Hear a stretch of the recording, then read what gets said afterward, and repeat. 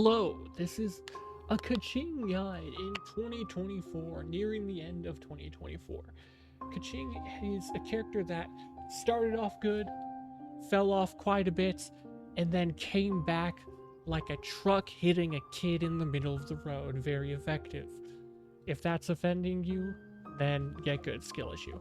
So, Keqing is one of the standard banner characters, and I'm sure a lot of you people anybody that would be watching this is probably here because they lost the 50-50 and got Keqing. Hang on a second, why does my Raiden look so weird? Keqing is still quite strong, so don't fret, things could be worse. You could have gotten Chi-Chi, but Keqing is quite strong. Now, she is very dependent on the Quicken reaction, okay? Quicken with aggravates and Dendro. That is where a lot of her power comes from, which is why she used to not be so good before Dendro came out. So you're going to want to make sure you have a Dendro unit, but luckily there are a lot of free, easily accessible Dendro units, including the Dendro Traveler, that you can make use of. So I would definitely recommend using them, and they're quite strong too. So let's start off with Keqing's abilities. So, I guess sort of abilities, right? Her ascension stats. Keqing's ascension stat is going to be crit damage, which is very nice to have, if you ask me. That's quite snazzy.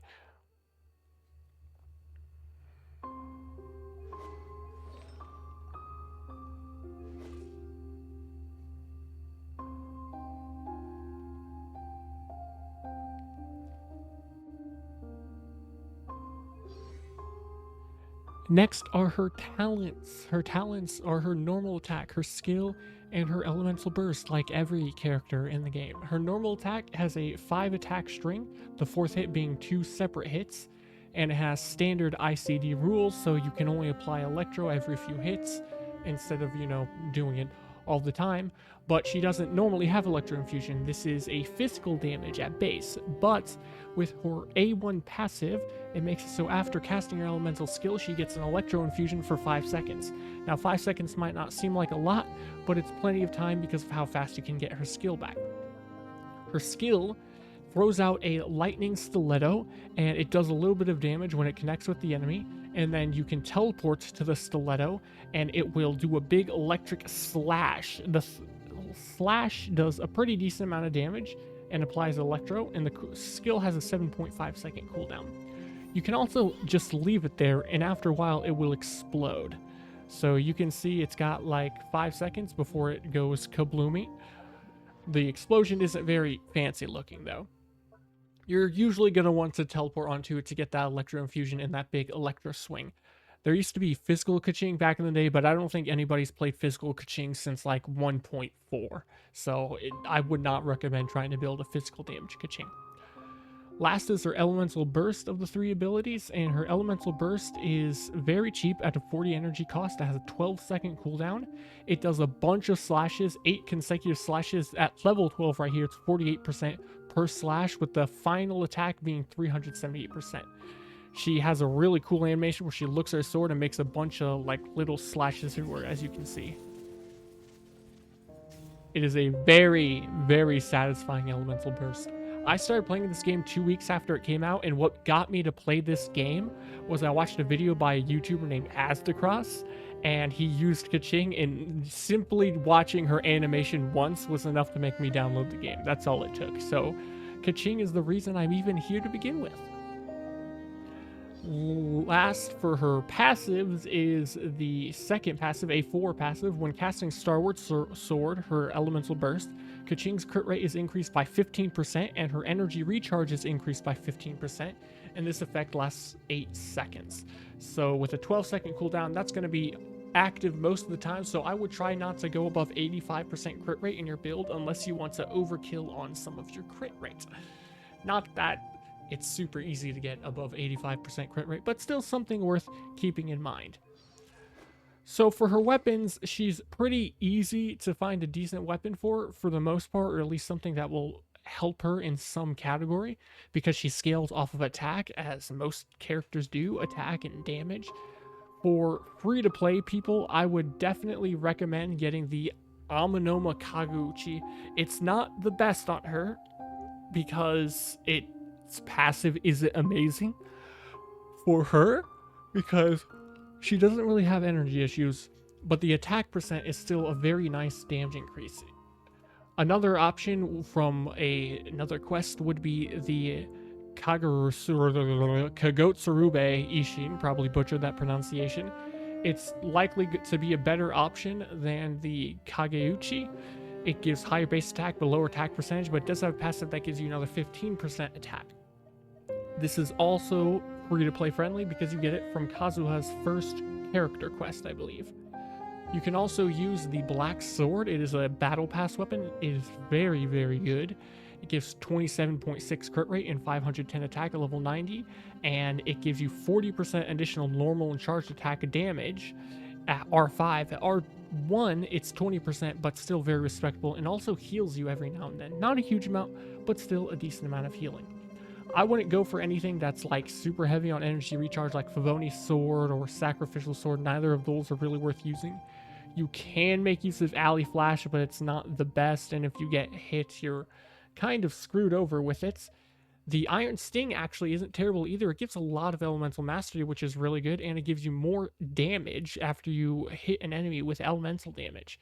At R5, which you can craft this, so getting it to R5 shouldn't be very difficult, you'll be able to get 24% more elemental damage, and I believe at max rank, it gives the same attack and elemental mastery as the Tukabu Shigure.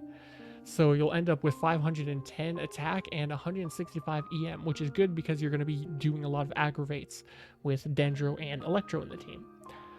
Then for 5 stars, you can use the Skyward Blade, but again, with the energy recharge, it's not that great. But she does have fast attack, so the extra scaling from her like little hits will be okay, though it is physical damage, right? The passive, so that's a yikes. The best options, though, for weapons will easily be the Primordial Jade Cutter and the Mist Splitter Reforge. Now, of the two, if you are very high invested, Mist Splitter will probably end up being higher damage, but you do have to be careful with the passive, because the passive you need to be able to not hit max energy as soon as you use your burst. So if you have too much energy recharge and get your burst right after casting it, you're gonna lose one of your stacks and not have as much damage as you could. It also has higher base attack, which base attack isn't really useful for aggravate and quicken damage because it doesn't affect it. Though you also get attack from the passive on Primordial Jade Cutter, so that passive is also going to, the attack's still nice, but it's not going to be insane or as good as damage or crit would be. I would just go with whichever one you have available and build around it if you want to use a 5-star on her. Otherwise, if you have both of them, I would just build for whichever one is easier to fit your crit stats around, because if you overkill on crit rate, that's bad, so try not to do that. Artifacts, she's got quite a few usable artifact sets, like a lot of her artifacts are really good, but she still definitely has one that stands out above all of the others without a doubt. Thunder Soother is not really useful because you're going to end up taking away the Electro because of the Quicken, right, the aggravates, so consistently having Electro on the enemy is a little rough, so I definitely would not recommend using that. Shimenawa's is annoying, but usable. If you want, you can make use of it, but again, not recommended. Echoes of Offering is interesting, but if you spam charge attacks like you should, then it's also going to be a Yowza's. But you can always go with the 2-piece for like attack, and then 2-piece for burst damage, say, or 2-piece electro damage, 2-piece elemental mastery from Wanderer's Troop. That's an option as well. Then Marechaussee Hunter is an option if you are using Farina, but I don't really like to use Farina in Keqing teams, so it's up to you. If you really want to use them together, then by all means, but I'd rather have my Farina available for another team rather than with my Keqing. Gilded Dreams is a very good option that came out with Sumeru. You get 80 EM, and the 4-piece effect makes it so that you get attack and elemental mastery based off of the elements of your other teammates. And it's actually quite good. But even though it will give you a pretty chunky damage increase, I still don't think it's as good as their best option. And that would be Thundering Fury from the base game 1.0. 2 pieces, 15% electro damage, and more importantly, the 4-piece set. Increases damage caused by overload, electrocharge, superconductant, hyperbloom, so all the electro reactions by 40%. And the damage bonus conferred by aggravate is increased by 20%. When quicken or the aforementioned elemental reactions are triggered, elemental skill cooldown is decreased by 1 second. It can only occur every 0.8 seconds. This will make it so that you get your skill back unbelievably fast. So with her 7.5 second skill cooldown and the 5 second duration of her Electro Infusion, you run out of your Electro Infusion just before you get your skill back. But with Thundering Fury, you can skill as soon as your Electro Infusion runs out. You can skill before your Electro Infusion runs out. This means a lot more skills, and more skill means more Electro application, which means more quicken reactions, which means more damage. So I would definitely recommend going for 4-piece Thundering Fury in the long run if you want to really do big damage on Keqing. It's the best, and it's also the most convenient to just always be able to have your skill all the time.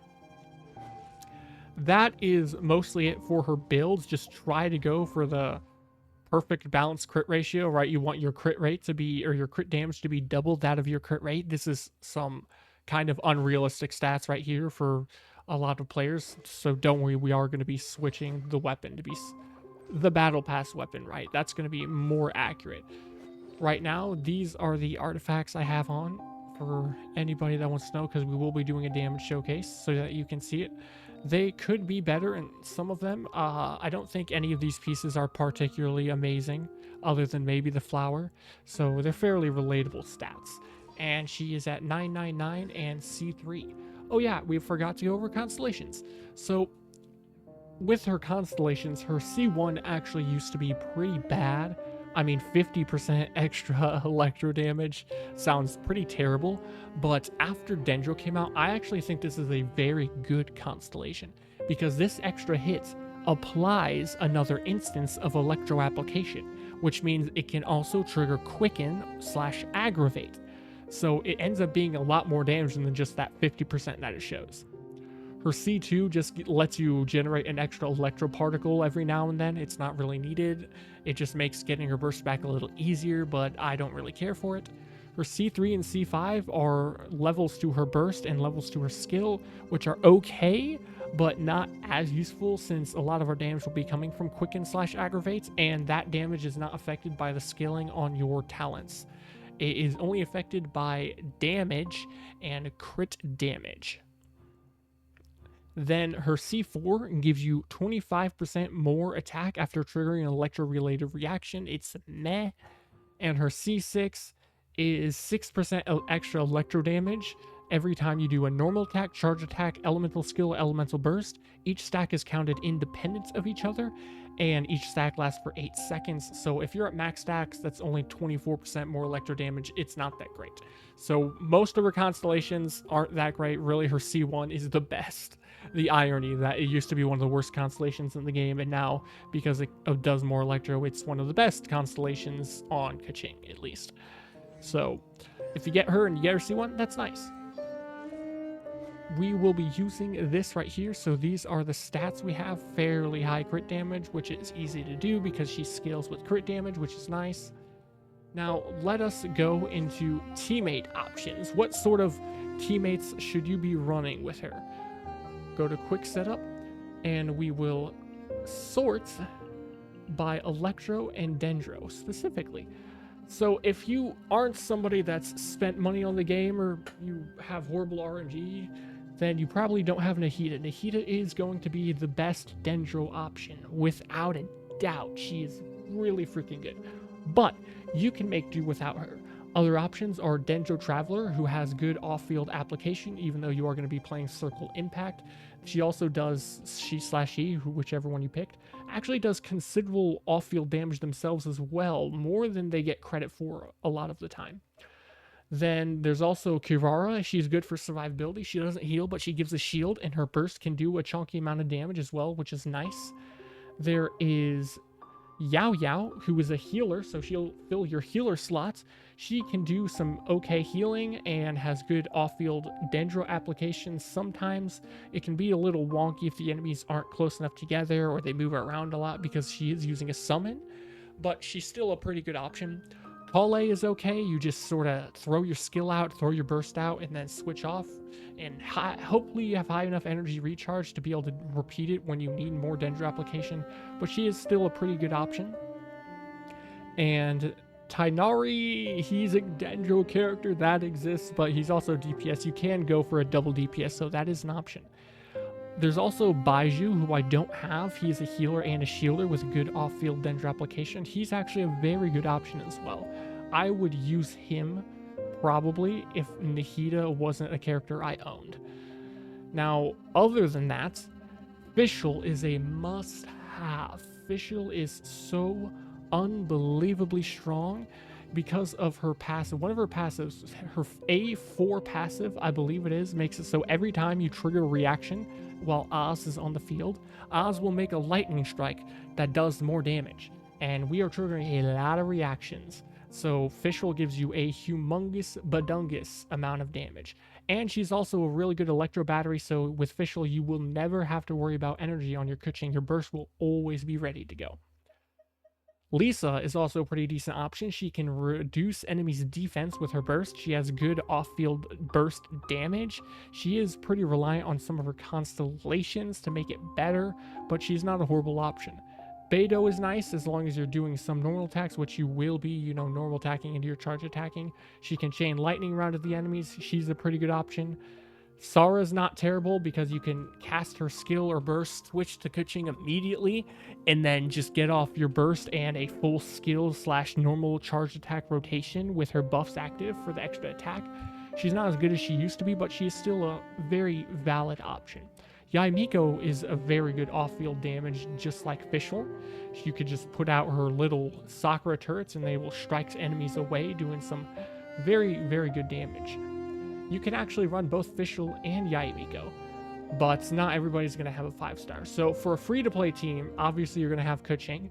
Fischl's a must, and then I would either go Yao Yao or Kirara. As far as healers go, for if you try to stay in the element, there's only Kuki or Dori, and Dori is Dori. And Kuki's not a bad healer, but she doesn't really bring much else to the team other than a little bit of healing, and we don't need any more electro application. So I would rather have Yao Yao here, Yao Yao or Kirara. And of the two, I personally find Kirara to be more consistent, but if you don't be careful with your dodging and your shield gets destroyed and you take damage, you will end up dying. So be careful about that. And then, of course, Dendro Traveler for the very good off-field Dendro application. So we will be showing this team first. I'll go ahead and show you the stats on my other characters. We will switch this Fischl to stringless so it's more free-to-play friendly. And these are all of the artifacts we have on. She is C6, triple crowned. My Kirara is 8, 9, 8, not counting constellations. She's C5. These are her artifacts. Pretty dog water artifacts, to be totally honest, and the very free-to-play weapon, the Ishin. Then here's my Dendro Traveler, C6, 8, 9, 9 talents. We are not going to be using Jade Cutter. This is the wrong weapon. I'm going to be putting Favonius on instead. These are stats, also very dog water stats. We could really use higher crit rate, but it is what it is. And we will first fight this chicken, the robot chicken of death. And we'll be able to kill it fairly fast. We don't have our elemental burst on Keqing yet, but we'll be able to get it just fine, so I'm not too worried about that. Ooga booga. Make sure you get your burst outs as soon as possible on your Dendro Traveler. Wow, I'm absolutely fumbling here with my attacks, not being able to do it fast enough. But that's because I'm on PC and I'm not used to it yet. I know it shows I'm using a controller, but it's like a little bit laggy because it's a PS5 controller and PS5 sucks due to water. Probably about to upset a PS5 synth there. That was pretty good. For using very free-to-play friendly stuff, right? Like getting Fischl to C6 and some Kirara's constellations are rather lackluster. You don't need any constellations on Kirara. You obviously can get all the constellations and the characters themselves for free, and they both have dog water artifacts with extremely free-to-play friendly weapons. And Fischl, well, she's from 1.0, so getting C6 is not that hard. So, yeah, she's pretty strong, just like that. But if you have access to, say, more than that, well, then her damage can actually get much, much higher. So let's say you have Nahida. Now, my Nahida's a little unfair because she is at C2 signature weapon, but we'll still show her anyways. So we add her in. I will be sticking with Kirara still, and then Fischl still. Save settings. And then we will go ahead and switch from the Battle Pass sword to Jade Cutter. And now things will get extra intense. All we did was add in a C2 signature Nahida. That's all. That plus a Jade Cutter. That's not that big of a deal, right, guys? Right. You guys can get that, right? That's not hard. Come on. It's easy, bro. Skill Nahida, enter her burst. Skill and burst on Kirara. Get our Oz out with Fischl. And then start doing big damage with our beautiful Keqing. Look at this damage. I'd say that's pretty good. I don't know about you, but I think that kind of claps cheeks. Keqing is more than viable as a DPS. She is a very strong DPS. Maybe not as crazy as Neuvillette, but Neuvillette's not a fair comparison to other characters. And she's a standard banner. This is a standard banner 5-star. She's aged like fine wine. But that's just an overworld boss. So we are going to be taking her into the Spiral Abyss. So the next section will be with the free-to-play team, not with Nahida, doing floor 12 of the current Spiral Abyss. Hopefully you enjoy the gameplay. Big whoa.